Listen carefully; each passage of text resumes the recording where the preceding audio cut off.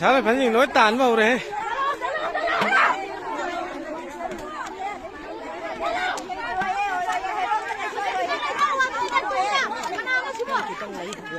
Anh đâu rồi nhỉ? Mới cái đầu. Cái tông nó khả năng lấy thằng của hai nó vào rồi. Hai nó nhỉ.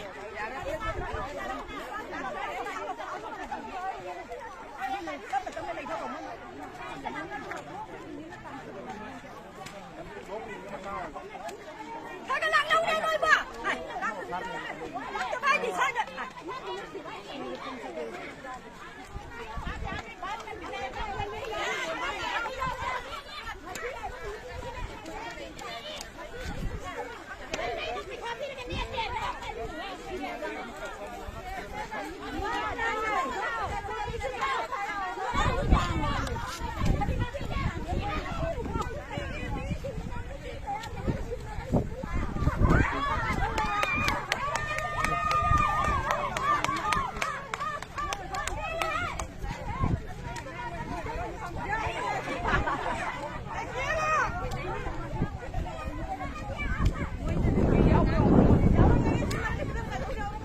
Kéo kéo từ.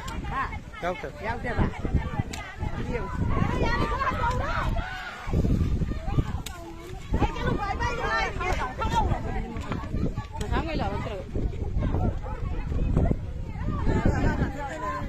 Cái út vào đi.